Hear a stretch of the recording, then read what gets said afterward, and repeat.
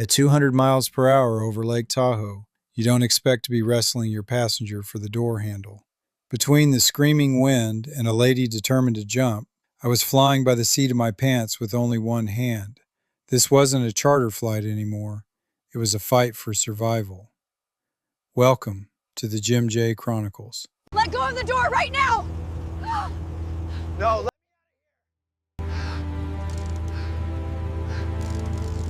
Hi everyone, Jim Jenkins here. Welcome back to the Jim J Chronicles. Today I'm taking you back to the early 1980s in the Carson City airport. Back then I was a commercial pilot and aircraft salesman, and I thought I'd seen it all. But one summer afternoon, a routine charter flight to San Jose turned into a literal flight for survival at 200 miles per hour over the middle of Lake Tahoe. Grab a seat. This is a story about a flight that went from perfectly normal to a total clown show in the blink of an eye.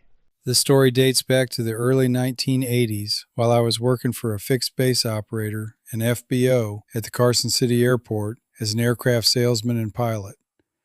One summer afternoon, a young woman walked into our hangar office and requested a charter flight to San Jose. I was the only pilot available at that time, so I was assigned to fly the charter. I presented the different types of aircraft we offered, and she chose the Cessna Turbo 210. She paid in advance, and we walked out to the aircraft where I performed the pre-flight inspection and gave her a passenger briefing. We boarded the aircraft and taxied out to the runway. After completing my run-up and control surface check, we departed runway 27 and headed directly towards San Jose Muni, which took us over the south end of Lake Tahoe. I carried my Jepson Airway manual and a San Francisco sectional chart for this flight, but I didn't really need them as I'd flown this route so many times. I had memorized all the headings, communication, and navigation frequencies. The flight to San Jose was routine. The passenger was talkative and friendly.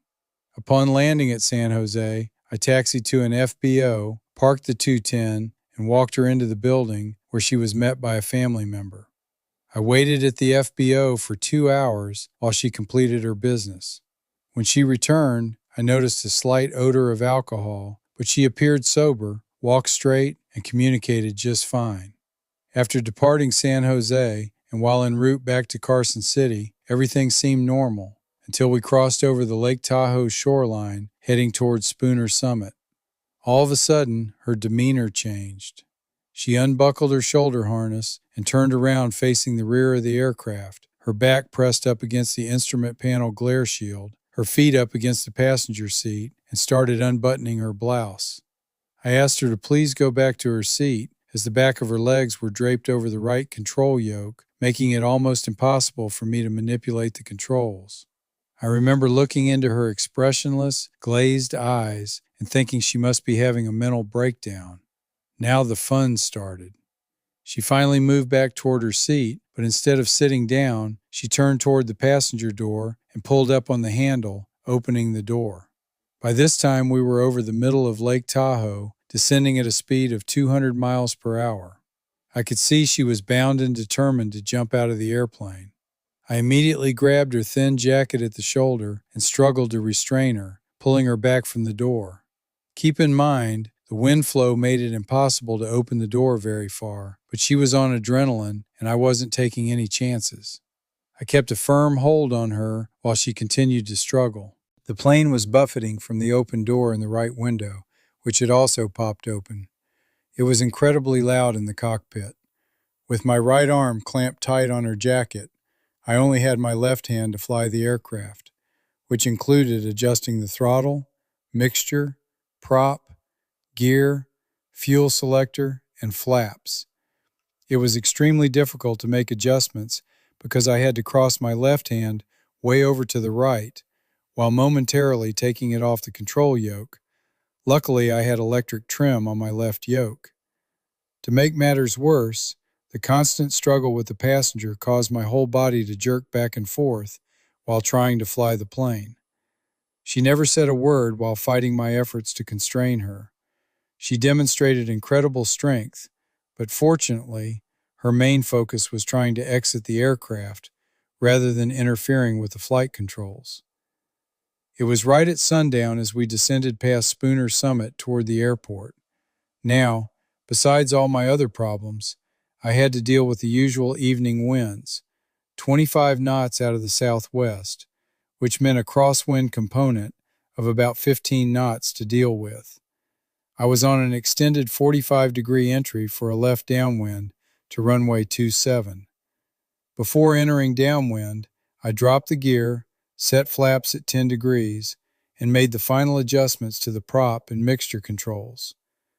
I used the push-to-talk button to announce my landing intentions. Fortunately, there was no other traffic.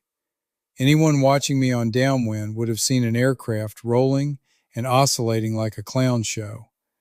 I was now in the critical phase of the flight.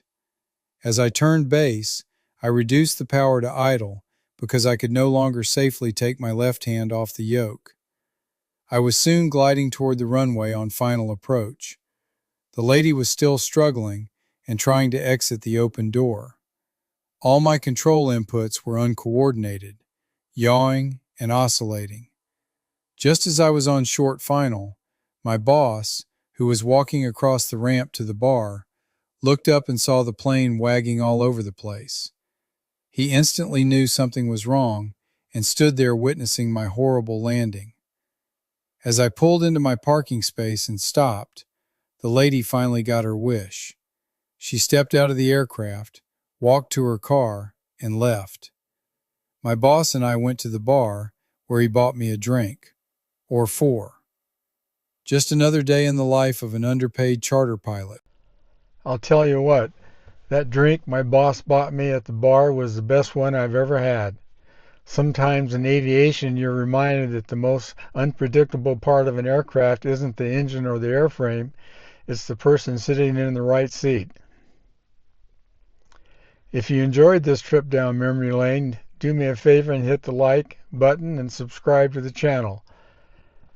I've spent my life in cockpits as a professional pilot and aircraft salesman, and I've got plenty of more stories to tell.